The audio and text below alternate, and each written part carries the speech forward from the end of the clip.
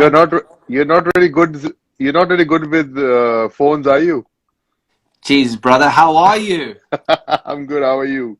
What's happening? Nothing, man. You tell me. I'm very quiet, buddy. Very, very quiet. Although I woke up this morning like you used to wake up in your heyday after we had sunk a bit too many vodka Red Bulls. I woke up this morning in a very bad state. Yes, Yo, I saw your post. Too many red wines, huh? but the thing is, I'm training so hard at the moment, and on Saturdays I have cheat days. So I mean, I had a burger and fries last night, and then I became very friendly with an Italian red wine and a South African red wine. And this morning wasn't fun when the kids came and knocked on the door at 6:25. I was like, what day is it? How was lockdown, buddy? Not so good. But I heard England has been pretty bad. India is pretty bad too. But the thing is that a little bit of movement has started around the city, and it's hard for people to just stay at home because um, in India the rich are very rich, the poor are very poor, and it's hard for them. People like some people have one bedroom flats Yeah. just to stay at home, and it's a lot of chaos in the country. It's a big country. The bigger the country, the harder to manage. But we're doing well. Hopefully, the cases start to go down and things get better for everybody around the world. I heard about England that they had a hospital for, I'm not sure if the news is correct, that they had a hospital for coronavirus and there's only 20% occupancy there. Yeah, mate. So that was a couple of about it was I reckon that was about 6 weeks ago. There was the Nightingale hospital that was built. I think they built about six or seven around the country. Hey, are you on Wi-Fi or are you on 4G? Wi-Fi. Okay, I Is it just stopping? you yeah It's not great, but you're it's not blurring a great. little bit. It's okay. But yeah, the Nightingale Hospital was built, and then they didn't have as high an occupancy as I think that they thought they were going to have. And the numbers seem to be coming down a little bit now, but everybody sort of went back to work. Well, not everybody, but a small percentage of the population started to go back to work during the week. We were allowed to play golf, and I mean, surprise, surprise, I haven't hit a golf ball on a golf course yet because I'm not so sure. But the weather's going to be so beautiful. Um, I might actually hit a golf ball. But yeah, it's not been great, buddy. There's been death after death here. I don't think it's been handled as good. And we certainly didn't lock down like you guys. Are you in a flat or are you in one of your palaces, one of your 75,000 palaces? No, I'm in my house in Gurgaon, and luckily we're in the safe zone. Is that the house where I Uh, came and saw you when you were ill a few years back? I think I don't know. It was in Delhi or Mumbai. I Delhi? think you can. Delhi? Yeah, no, that was the old house. I moved to a new house. So yeah, but we are in safe zone. We don't have too many cases around, but it's very scary, for people to just move around, and it's for us guys who always running around from one place to another, stay at home, and I mean it's good to spend some time with family as well, but Mm. it's just really hard, you know. What are you I missing? mean, What are you missing most about being out and about? Because I've actually really enjoyed the fact that I've been at home all the time. I've not had any issues at all, to be honest. I've not left my house apart from a couple of bike rides in 8 weeks, dude. I've yeah, yeah, absolutely loved it. yeah. I mean, your palace because you have a big playground and you run around, you play golf and you play football with your kids, so you're not bad at all. No, and I Complaining about appreciate out that, like and I that. understand that. But I'm Yeah, just talking from my perspective. You know what I mean? It's like from my perspective, I've actually really enjoyed absolutely. it. I know there's a lot of people that are on in the same boats, but um, have you got you've got a garden and stuff there, don't you? Yeah, I mean, it's more like a flat. We got 4 floors, but you can't really run around. It's hard to go for a walk, and it's just a lot of fear. Mm. It's so you just like not able to get out. But as you said, you've spent a lot of time with your family. It's been good for you. It's actually been good for me as well because I've spent a lot of time with my wife, and my mom and my younger brother at home. So, we've been working it out, and it's been actually good for us spending time with the family. Because when you're in the park, you spend years and years playing cricket, and you miss so many festivals. You miss so many things celebrating with your family, and you actually realize those moments now when you're in lockdown with them. That's what Virat was saying because he said to me on the same Instagram live, he was saying that it's the most time that he had actually spent with Anushka. Because, as you know, the circuit that we get on when we are playing and broadcasting, whatever, you hardly ever see anybody. You're just boom, boom, boom, boom, boom all over the place, aren't you? Yeah, exactly. I mean, you know, when you stop cricket and you did a lot of commentary, probably in certain tournaments. And when I see my senior cricketers like Rahul, Saurav, and Viru and Lakshman doing commentary all the time, I was like, I don't get it. You've been on the park for 15, 70 years international cricket. Then you played 6, 7 years of junior cricket. And now people are again on the park commentating the whole day, sitting in a test match, especially. I don't know. I have no chance that, after playing for so many years, sit and talk about cricket and before I take a break. Come and join me in the studios in Star. Come and join us in the IPL. Come and commentate with us, man. Come on. It's fun, dude. It's literally you're going to be watching the game anyway. Why you're recently retired? Why can't you come and sit with us and have a laugh? The same way we're having a laugh now. It's not like playing, dude. No, I definitely look forward to that. I just thought that, it's been a lot of years in the park. I'll take a break for a year and probably do certain tournaments where it makes sense for me to do it. Probably, join with, great players like you and Brian, and, you know, learn a lot about commentating as well. Because I'm not really right now, I'm not really sure how I will do as a commentator. So I think it's going to take time for me to be in that mindset where I'm going to come on television and talk about cricket. So probably learn from you guys a bit. Yeah, but the thing is, the key to commentary is what you say. Yes, it is about the articulation of how you say it, but it's what you say and your relevance to the game. Yeah, Being recently retired, knowing exactly what the Mumbai Indians, for instance, are saying yeah, about death bowling, you can bring so much more experience and so yeah, much more knowledge to the viewer about yeah, how the Mumbai Indians bowl at the death than any of us could. I mean, I'm 2 years retired now. There's a lot of guys there that are 20 years, 25 years out of the game, and it's that freshness of your idea to tap into exactly how the players are thinking these days. I mean, you don't have to be a motor mouth and go and go and go and go and go. You just right. This is what's happening. This is how it's happening, and people guide you through it. I mean, actually, in the commentary world, the guys are such nice, nice, nice people, lovely people. yeah. I mean, once you retire, they all are nice. They don't have Exactly. anything to say to you because they said on the field all these years. So I guess there's a problem. Yeah. So yeah, I understand what you're saying. I understand.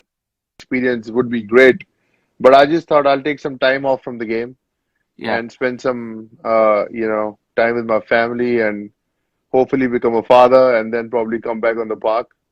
So I just don't want to hurry myself where Sure. I just come back and you're like, oh, again I have to talk about cricket. So How old are you probably now? you don't want to ask that once somebody's retired.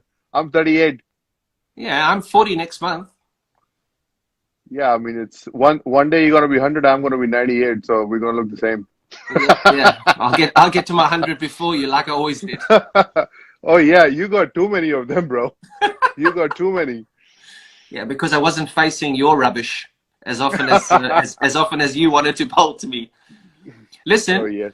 a Yeah. part of your email address was once upon a time it had pie chucker in it, didn't it? It's still my email address. I remember when you made that statement about my bowling, first of all, I didn't feel bad. I actually laughed because I always looked at my bowling like that, but you actually put it right in words and how you felt facing me. That it actually comes out like a pie. So I laugh so much because over the years I would not put it into words. And I was like, everybody said, "Oh, you bowl really well." I said, "No, I'm a part-time bowler." And when you put my name as Pai Chaka, I'm like, yes, that is what my bowling is.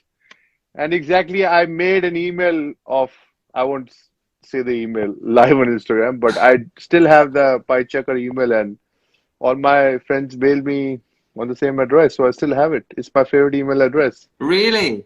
Yes, How cool's that? it is. I think it's a lot of my friends. Every time I meet them, they call me, "Hey, Pai Chaka, what's up?" I mean, that, So that's that's a it's a pretty cool thing. But I mean, did you run in bowling to me thinking, I'm going to just knock him over any ball now? I'm going to knock him over. the thing is that when you know somebody hits your bowling, they don't want to get out to you. Yeah, And in that yeah. fear, even if they want to hit you, they block you. So I know you were like, I'm gonna hit this guy out of the park, but now with I three can't down, I get better out to like him. I can't get out to it. So I think that was more of the fun.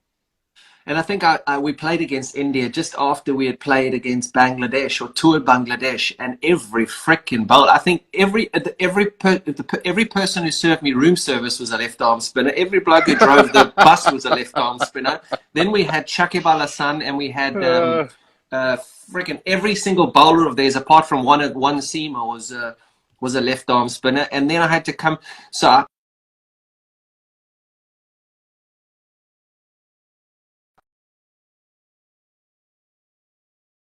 sorry, buddy. Have you got me? yeah, you were saying you failed a couple of times to Well, spin. I failed a couple of times against Bangladesh, and Yeah, then obviously, as you know, you've just mentioned it. The media start to. He's got a yeah, problem. He's exactly. got a problem. He's got a problem. Yeah.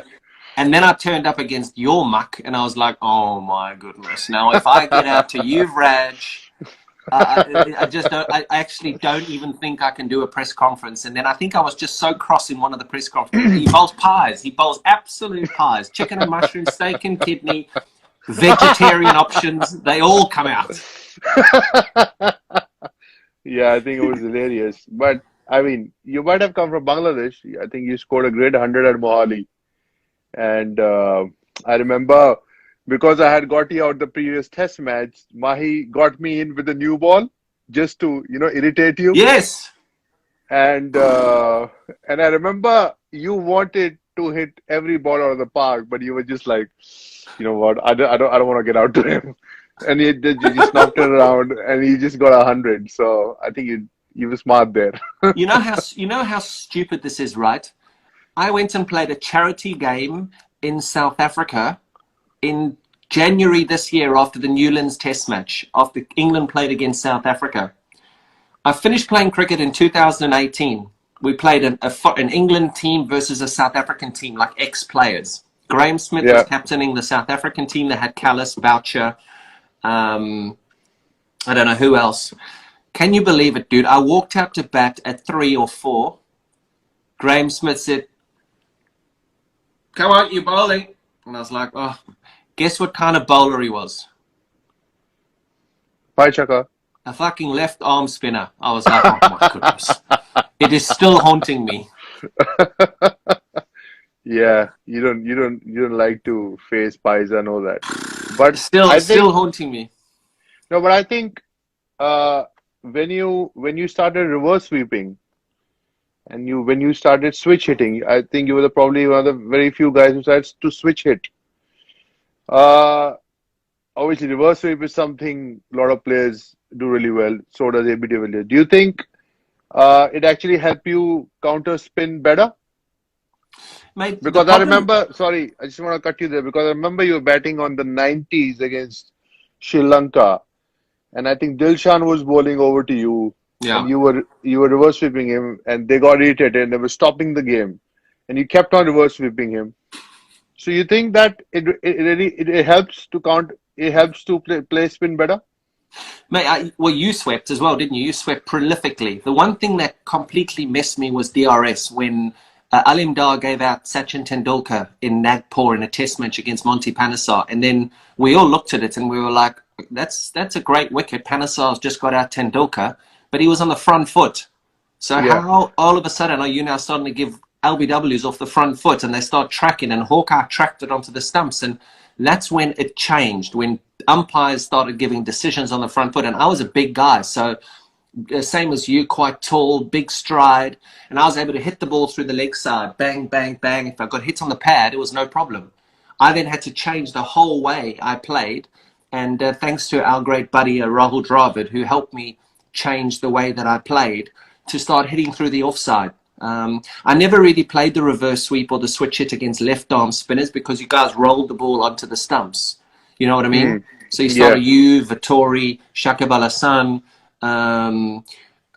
Doherty from Australia, Paul Harris, South Africa. You guys just rolled it onto the stumps because of DRS. But the off spinners and the leg spinners, then I could have a bit of a ding dong. I wanted to just quickly move on to the toughest time in your career when you conquered cancer. How tough was that for you, mate? I mean, I know I came and saw you when you were struggling in Delhi when we were on that tour. That must have been the lowest moment of your family's life, huh? yeah, definitely. I think it's something that you can't really always express in words like what the moment was. And unfortunately, the moment came when I was probably in the peak of my career, and we had just won the World Cup. I had to get to play.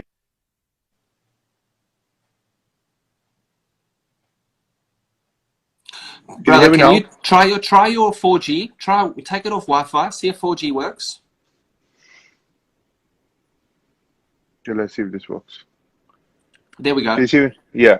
So yeah, as I just said, sort of just retired, and I was looking to forward to play test matches because I was 6, 7 years. I was just sitting out, and we had a very strong side, few chances, and then I got diagnosed of cancer at the peak of my career. So it was pretty disappointing. But if you look at the good part, I was young, so I could manage to go through it. But I think family went through a really tough time, Yeah. and my mother was very supportive, and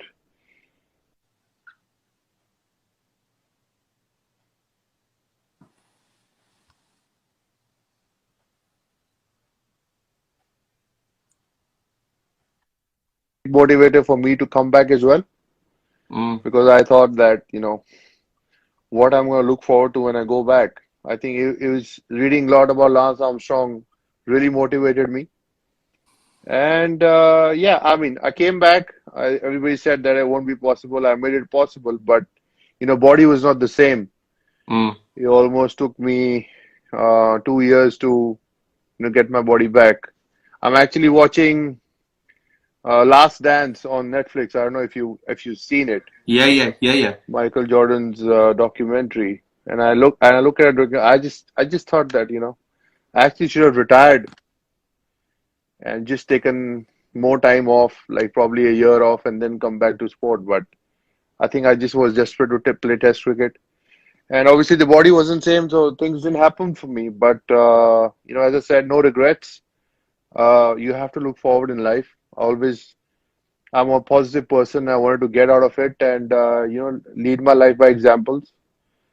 And eventually, I came back and played a bit of cricket. Played for India, scored my highest one-day score ever. Yeah. So if you look at those positives, it's not bad. How did you get through it? What made your drive to get through it? Was it just the passion of playing for India and pulling on that blue jersey? Was that something that you always just thought about? I'm going to put on that blue jersey and I'm going to put on that blue jersey again. I want to play Test cricket again. I haven't fulfilled my talent as much as I should have. Was that your driving ambition? Absolutely. I think pretty similar thoughts that I want to get back on the field and I'm going to do it again. And I'm just I'm not going to be that story where this guy gets diagnosed of cancer and he's about to die, but he saves his life, and that's it for him. Because I was reading about other players who went through it. I wanted to be somebody like Lance, come back and win in big ways. But obviously, then you read Lance's story, and then you understand that, oh, okay, maybe without this won't be possible. So, yeah, I mean, there's still a lot of motivation for me in there, but I just didn't want to be that story where, guys, I'm sick, my body's done, that's it for me, all the best. I was not that guy. I always wanted to, had that challenge of getting up and in tough times, and that's what I've actually learned from cricket. Actually, cricket has made me a better person, and from the ups and downs in my career, I've learned to bounce back. Yeah, and I think the nice positive um, message that has come out of this is the fact that sportsmen can unite, can't they? So it doesn't matter who you played against, when you played against them, in what country they played for. You can still support each other, because I know you got a lot of support from all your players, and all your competitors, whoever played in for England, the West Indies, Australia, Pakistan. I mean, a life is a life, right? So Exactly. there's a lot more important things out there. Yeah, absolutely. I think people understand that about humanity, that end of the day, we all humans. And Yeah. in times like today, we need to support each other. We need to help Yep. each other. So I Yep. think I had a lot of love and support from all you guys and different players from different countries. And I think it made me feel special. It made me feel that, I've done something good in my life, and probably that's the reason why I have so much of goodwill from a lot of other people. Mm. And move forward in life. I pretty much, everybody in their career uh, has a lesson. It comes at a time where you need to decide what's next. Yep. So I think, like, when you were at the brink of your career, I felt, you were 34, you could have played another 4 years because you went off field being the best. But I Mm. think, it would probably, that's what I want to ask you as well. What was going in your mind then that, this is it? Do I want to play more or I'm leaving at my best? So, these are times where you are left alone in your mind where you got to take that decision to move, carry on. Yeah, and it's tough, isn't it? I think people have to understand that sportsmen have emotions the same way as everybody else has emotions.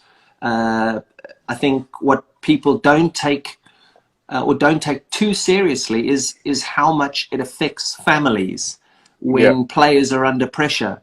So you talk yeah, about the way your mother helped you through that, and I remember it very well. I remember coming to see you at your home and stuff when you were really struggling, and your mother was there for you. She was your rock. And yeah, what people don't realize is it's very easy to take Yuvraj Singh down, or take me down, or take whoever down.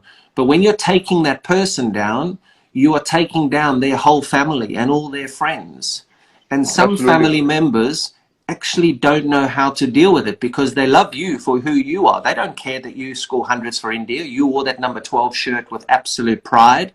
They don't care about me wearing 24 for England and scoring test hundreds at Lords. They didn't care. They care about the person, and they care about the individual. So a lot of these journalists, and a lot of the way that people do get taken down, I don't think there is enough consideration for how much it affects families.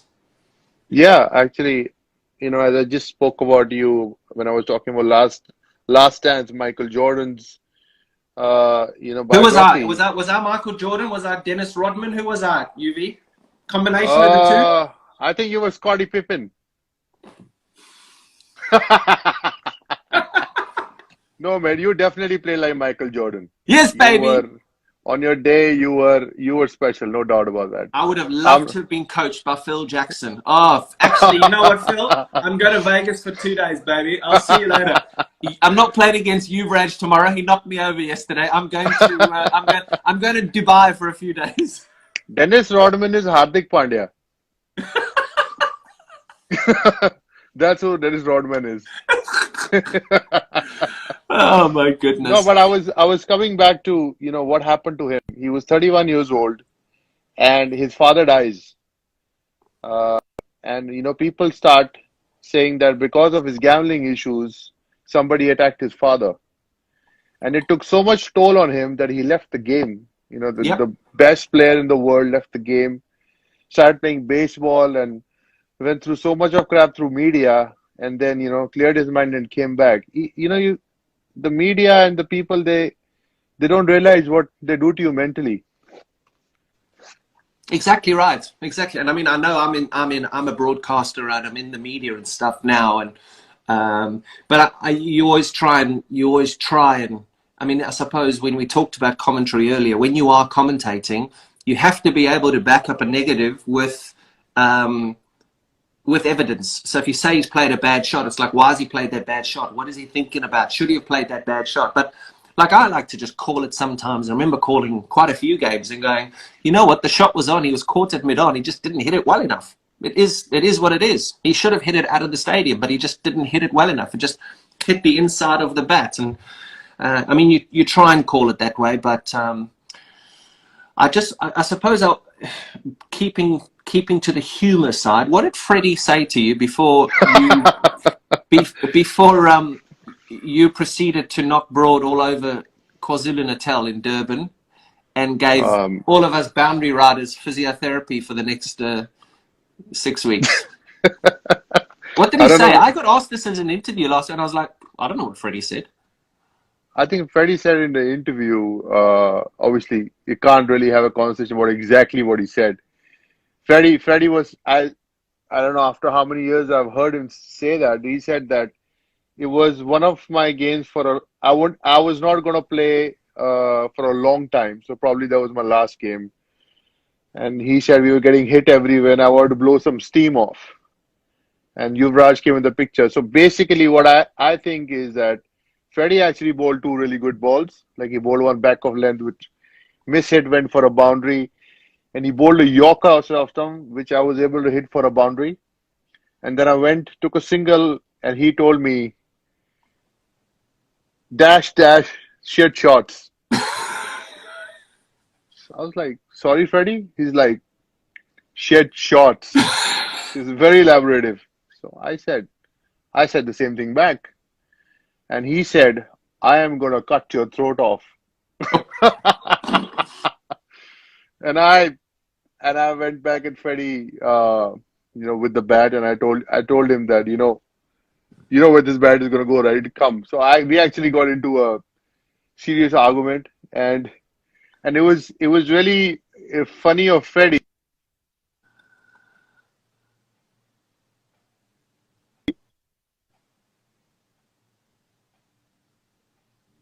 Oh, we're losing you. We're losing you. We're losing you.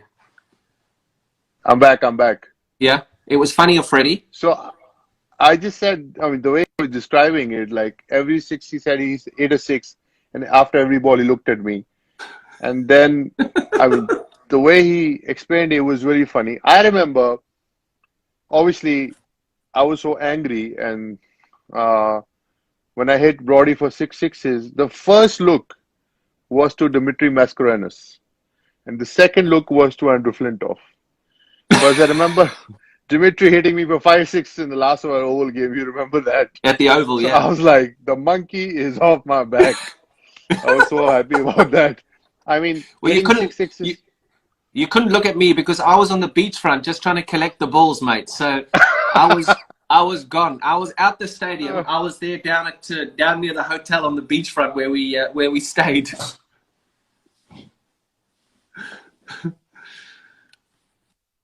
yeah, it was one of those games which I think we all will remember. What are you involved in business wise now, mate? I know UE Can is something that is very very close to your heart. Yeah, definitely. We started to, UV Can charity started to do treatments for younger kids now. We have about 30-35 children who we treat almost every 2 or 3 months. So, treatment was the biggest concern for us, and it takes You need a lot of funds to treat young children. And then obviously, the businesses around you, weekends for fashion, sports, now hopefully getting into health and wellness. I mean, it's a slowdown for business at the moment around the world. But I think once the lockdown is over, probably going to go full strength on the businesses and the charity. Is something that I look forward to. Something I feel that I'm gonna do. Yeah, I can give something back to the society. Something is very close to my heart, and probably make a big brand yep, out of it one day and be proud of it, like you've done with the yeah. rhinos. Yeah, we try. What about coaching, brother? We talk commentary. What about coaching? Is coaching something that you might have a look at? Is like franchise cricket, being a mentor for an IPL franchise, attractive to you or not? I'll probably start with that. I'm very keen on coaching. I'm more keen on coaching than commentary because Yeah, yeah, I think I have a lot of good insight for limited overs cricket to tell younger kids about mindset. Down or five down, what is your mindset going to be when you're batting? So I decide on that.